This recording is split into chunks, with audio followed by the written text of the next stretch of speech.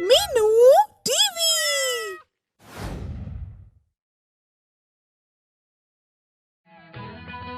जब भगवान राम 14 वर्ष का वनवास काटकर अयोध्या लौटे और उन्होंने अयोध्या का राजपाट संभाला, तो उसके कुछ समय बाद उनके द्वारा अश्वमेध यज्ञ संपन्न करवाया गया और एक अति सुंदर अश्व को सजा धजा कर राम के हाथों छोड़ा गया। जाओ और स्वतंत्र होकर विचरण करो। तुम जहां भी जाओगे तुम्हें हमारा संपूर्ण संरक्षण प्राप्त होता रहेगा। अयोध्या से चला यह अश्व घूमते घूमते राजा वीरमणि के राज्य देवपुर में जा पहुंचा। देवपुर के राजा वीरमणि महादेव के अनन्य भक्त थे और महादेव ने उनके राज्य की रक्षा करने का वरदान दिया था। जब अश्वमेध का अश्व इनके राज्य में आता है तो ये उसे रोक लेते हैं और इस घटना का संदेश मिलते ही शत्रुघ्न देवपुर पर आक्रमण का निर्णय लेता है। सैनिकों, हनुमान और जामवंत को अविलंब उपस्थित होने को कहो। हमें तत्काल देवपुर के लिए रवाना होना है। शत्रुघ्न हनुमान, जामवंत और कई अन्य योद्धाओं को साथ लेकर देवपुर पर आक्रमण करने के लिए पहुंच जाता है और राजा वीरमणि को संधि करने के लिए विवश करता है। राजा वीरमणि, आपका हित इसी में है कि आप हमसे संधि कर ले और अश्वमेध यज्ञ के अश्व को तत्काल लौटा दे। अश्व को लौटाने की बात तो भूल ही जाओ दशरथ पुत्र। यदि तुम्हारे पास महाबलवान है तो मेरे पास भी महाशक्तिवान योद्धा है। राजा वीरमणि के ये कहने पर शत्रुघ्न, हनुमान, जामवंत और अन्य योद्धा युद्ध भूमि में उतर जाते हैं। राजा वीरमणि उनकी सेना का डटकर मुकाबला करते हैं। दोनों के बीच घमासान लड़ाई चलती है। हनुमान की गदा राजा वीरमणि के योद्धाओं को धूल चटाती है और अंततः राजा वीरमणि घायल होकर जमीन पर गिर जाते हैं। वह महादेव को पुकारने लगते हैं। हे महादेव, हे महादेव, मेरी रक्षा करो महादेव। उनकी पुकार सुनकर महादेव ध्यान से बाहर आते हैं और अपने भक्त की रक्षा के लिए व्याकुल हो उठते हैं। वे तत्काल वीरभद्र को आदेश देते हैं। वीरभद्र, जाओ और राजा वीरमणि की रक्षा करो। हमने वीरमणि को उसकी रक्षा करने का वरदान दिया है, इसीलिए उसका किंचित भी अहित नहीं हो, इस बात का ध्यान रखना। महादेव का आदेश मिलते ही वीरभद्र राजा वीरमणि की रक्षा हेतु पहुंच जाते हैं और शत्रुघ्न को युद्ध के लिए चुनौती देते हैं। शत्रुघ्न, तुम इस वीरभद्र के होते राजा वीरमणि का बाल भी बांका नहीं कर सकते। अपना हित चाहते हो तो वापस लौट जाओ वीरभद्र, अन्यथा तुम भी मारे जाओगे। यह कहकर शत्रुघ्न वीरभद्र पर टूट पड़ता है और उन दोनों के बीच भयंकर लड़ाई छिड़ जाती है। शत्रुघ्न वीरभद्र के शक्ति अस्त्रों का सामना नहीं कर पाता तो भरत का पुत्र पुष्कल सामने आता है। दोनों के बीच प्रलयकारी अस्त्र शस्त्रों का प्रयोग होता है। तभी वीरभद्र पुष्कल का सिर धड़ से अलग कर देता है और यह देखकर शत्रुघ्न चीख उठता है। पुष्कल, वत्स पुष्कल, तुम्हें ये क्या हो गया? वीरभद्र, अब तो मैं तुम्हारा वध करके ही दम लूंगा। यह कहकर शत्रुघ्न जैसे ही वीरभद्र पर आक्रमण करने के लिए आगे बढ़ता है, वीरभद्र का शक्ति अस्त्र चल निकलता है और उसके प्रभाव से शत्रुघ्न मूर्छित होकर भूमि पर गिर जाता है। यह देख हनुमान का क्रोध 7वें आसमान को छू जाता है और वह वीरभद्र को ललकारता है। वीरभद्र, तूने पुष्कल और शत्रुघ्न को धराशायी करके अपनी मृत्यु को निमंत्रण दिया है। अब तुझे मेरी गदा का सामना करना पड़ेगा। यह कहकर हनुमान उस पर अपनी गदा से प्रहार करता है और दोनों के बीच भयंकर संघर्ष शुरू हो जाता है। किंतु दोनों महादेव के अंश और महाशक्तिशाली होने के कारण एक दूसरे को पराजित नहीं कर पाते।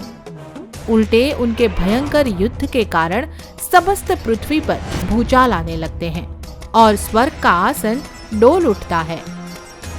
हनुमान और वीरभद्र के बीच युद्ध होता रहा तो तीनों लोग जलकर भस्म हो जाएंगे। क्योंकि उन दोनों में से किसी का भी हारना संभव नहीं है। इंद्र के यह कहते ही समस्त देवता भयभीत होकर महादेव के पास आते हैं और हनुमान और वीरभद्र के बीच युद्ध को रुकवाने की विनती करते हैं। हे महादेव, हनुमान और वीरभद्र के बीच हो रहे युद्ध को अविलंब रुकवाइए, अन्यथा सब कुछ खत्म हो जाएगा। देवताओं के आह्वान पर महादेव युद्ध में आते हैं और हनुमान के साथ युद्ध करने लगते हैं। दोनों के बीच काफी लंबा युद्ध चलता है, किंतु इस युद्ध का कोई परिणाम नहीं निकलता। अंत में महादेव हनुमान पर प्रसन्न होते हुए कहते हैं, हनुमान, हम तुमसे बहुत प्रसन्न हुए। तुम निश्चय ही महाशक्तिशाली हो। तुम्हें हमसे जो भी चाहिए मांग सकते हो। यह सुनकर हनुमान जी कहते हैं, भगवान, मेरी यही इच्छा है कि शत्रुघ्न और भरत पुत्र पुष्कल पुनः जीवित हो जाएं। अतः जब तक मैं संजीवनी बूटी लेकर वापस ना आऊं, तब तक आप इनके प्राणों की रक्षा करें। हमें स्वीकार है हनुमान, जाओ और संजीवनी बूटी ले आओ। महादेव के यह कहने पर हनुमान संजीवनी बूटी ले आते हैं और शत्रुघ्न और पुष्कल पुनः जीवित हो जाते हैं। किंतु जीवित होते ही वे दोनों महादेव से युद्ध करने लगते हैं। इससे महादेव का क्रोध बढ़ जाता है और वे तांडव करने लगते हैं। यह देखकर हनुमान जी घबरा जाते हैं और शत्रुघ्न से कहते हैं, शत्रुघ्न, प्रभु राम को याद करो, क्योंकि अब तुम्हें प्रभु राम ही महादेव के कोप से बचा सकते हैं। यह सुनते ही शत्रुघ्न भगवान राम का स्मरण करते हैं। हे राम, हमें महादेव के कोप से बचाओ। हे राम, अविलंब पधारो राम। शत्रुघ्न के आह्वान पर उसी समय राम प्रकट होते हैं और उन्हें देखते ही महादेव शांत हो जाते हैं। भगवान राम की शरण पाकर महादेव अत्यंत प्रसन्न होते हैं और राजा वीरमणि को भी उनकी शरण में आने का आदेश देते हैं। अंत में राजा वीरमणि को भगवान राम का आशीर्वाद प्राप्त होता है और वह उनके अश्वमेघ के अश्व को सहर्ष लौटा देते हैं। रमणीक नाम का एक अत्यंत सुंदर द्वीप था। इसी द्वीप पर कालिया नाग अपनी पत्नियों के साथ रहता था। वह अपने विष के तेज इस द्वीप पर आने वाले प्रत्येक प्राणी को मार देता था। एक दिन गरुड़ राज रमणीक द्वीप पर आए और कालिया नाग से कहने लगे, सुनो कालिया नाग, तुम रमणीक द्वीप छोड़ दो, अन्यथा हमारी शत्रुता की भेंट चढ़ जाओगे। मेरे विष के स्पर्श से तो बड़े बड़े पेड़ सूख जाते हैं, फिर तुम कैसे बच पाओगे गरुड़? यदि हिम्मत है तो लो, करो मेरा सामना। यह कहकर कालिया नाग गरुड़ पर अपने विष का भयंकर प्रहार करता है और दोनों के बीच युद्ध आरंभ हो जाता है। किंतु कुछ ही समय उपरांत कालिया नाग को अपनी पराजय का भय सताने लगता है और पत्नियों से कहता है, हमें अति शीघ्र रमणीक द्वीप छोड़कर जाना होगा, अन्यथा गरुड़ हम सबको मार डालेगा। यह कहकर कालिया नाग रमणीक द्वीप छोड़ देता है और वृंदावन में यमुना नदी में आकर रहने लगता है। यमुना का ये जलकुंड हमारे लिए सुरक्षित है, क्योंकि यहाँ गरुड़ कदापि प्रवेश नहीं कर सकता। कालिया के विष में भयंकर तेज था, इसलिए यमुना का जल विष के प्रभाव से उबलने लगता है। आसपास के वायु में विष के कण फैल जाते हैं और उसके स्पर्श मात्र से सब पेड़ पौधे सूख जाते हैं। आसमान में उड़ने वाले पक्षियों पर भी विष का खतरा मंडराने लगता है। यमुना के भयंकर विषैले जल के ऊपर से उड़ने वाले पक्षी अकस्मात ही नीचे गिर जाते और यमुना के उबलते विष में जलकर मर जाते। यमुना की यह दशा देखकर वृंदावन के लोग चिंतित हो उठते हैं। यह कालिया नाग तो वृंदावन पर अभिशाप बनता जा रहा है। यमुना का पवित्र जल विष का दरिया बन गया है। तुम सही कहती हो यशोदा, अब तो यमुना तट की ओर जाते मृत्यु का भय सताने लगता है। मैया, चिंता मत करो, कालिया नाग बहुत जल्दी यमुना को छोड़कर चला जाएगा। यह सुनकर नंद और यशोदा मैया हंसने लगते हैं। तू तो ऐसे कह रहा है जैसे कि तेरे कहने से कालिया नाग यमुना छोड़कर भाग जाएगा। और नहीं तो क्या मैया, मैं कहूँगा तो कालिया जरूर भाग जाएगा। बस कर नटखट, और तू उधर खेलने कभी मत जाना, हमें तो हमेशा तेरी ही चिंता रहती है। एक दिन बाल कृष्ण और उसके सखा यमुना तट पर गेंद से खेल रहे होते हैं कि तभी गेंद यमुना में जा गिरती है। अब क्या होगा कृष्ण, गेंद तो यमुना जल में समा गई और वहाँ तो कालिया नाग रहता है। तुम सब चिंता मत करो, मैं अभी यमुना में कूदकर गेंद वापस ले आता हूँ। यह सुनकर कृष्ण के सब सखा भय से कांपने लगते हैं और उसको समझाते हुए कहते हैं, ना ना कृष्ण, तुम यमुना में मत कूदना।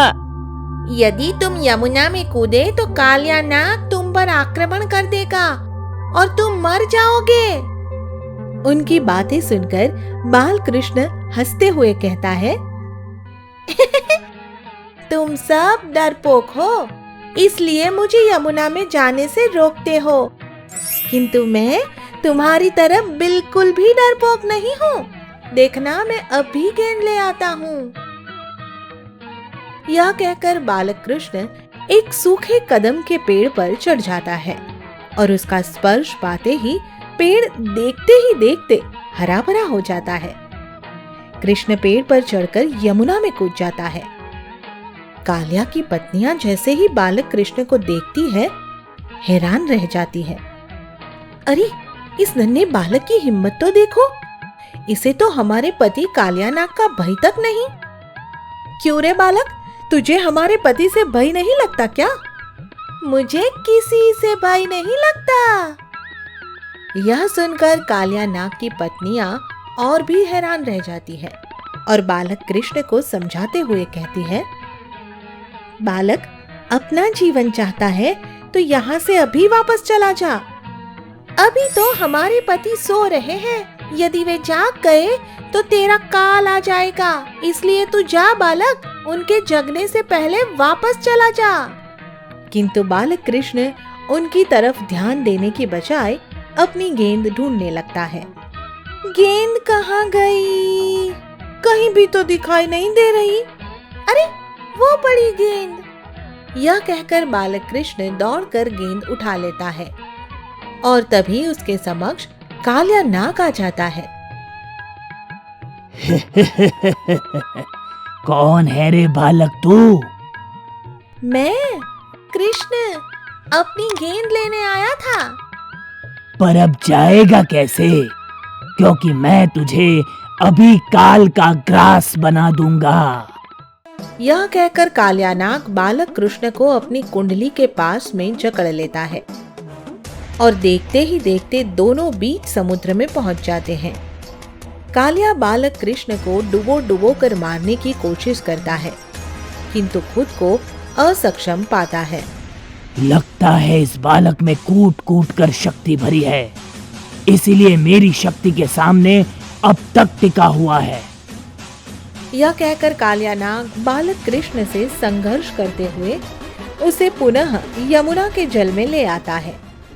नंद और यशोदा और राधा सहित सब ग्वाल बालों को कृष्ण की चिंता सताने लगती है। अरे मेरे लाल, तूने इस भयंकर काले नाग से व्यर्थ में शत्रुता क्यों मोल ली? हे ईश्वर, मेरे लाल की रक्षा करो। कृष्णा, यदि तुम्हें कुछ हुआ तो तुम्हारी राधा पर तो विपत्तियों का पहाड़ टूट पड़ेगा। बालक कृष्ण को घोर संकट में देख यशोदा तो मूर्छित होने को हो जाती है। सभी ग्वाल बाल भी सांस थाम कर खड़े रहते हैं और तभी एक चमत्कार होता है। कृष्ण क्षण भर में ही कालिया नाग की कुंडली से छूटकर उसके फन पर आ खड़े होते हैं और बांसुरी बजाते हुए नृत्य करने लगते हैं। यह देखकर यशोदा मैया के तन में नए प्राण लौट आते हैं। अरे मेरा लाल, मेरा कृष्ण! हमारा कृष्ण तो बड़ा अद्भुत निकला यशोदा। देखना, अब कालिया का अंत करके ही छोड़ेगा। फिर तो देखते ही देखते कृष्ण कालिया नाग के फन पर नृत्य और तेज गति से करने लगता है और कालिया की सांस उखड़ने लगती है और तभी उसकी पत्नियां कृष्ण से प्रार्थना करने लगती हैं। इनकी भूल को क्षमा करे प्रभु, यदि इन्हें कुछ हुआ तो हमारा क्या होगा? कालिया नाग की पत्नियों की प्रार्थना सुनकर कृष्ण कालिया से कहते हैं, सुनो कालिया, तुम अभी के अभी यमुना छोड़कर समुद्र के बीच रमणीक द्वीप पर जाकर रहो। अब तुम्हारे फन पर मेरे पद चिन्ह अंकित हो गए हैं, इसलिए तुम्हें गरुड़ कोई हानि नहीं पहुंचाएगा। तुम अपनी पत्नियों सहित रमणीक द्वीप पर शांत भाव से रह पाओगे। आप धन्य है प्रभु, मैं आपका ये उपकार आजीवन याद रखूंगा। इस तरह कृष्ण के आदेश से कालिया नाग अपनी पत्नियों के साथ पुनः रमणीक द्वीप पर आकर रहने लगता है और यमुना की पवित्र जलधारा पहले की तरह कल-कल करके बहने लगती है। आगे की मजेदार स्टोरी के लिए चैनल को सब्सक्राइब करें और बेल आइकन प्रेस करना ना भूलें।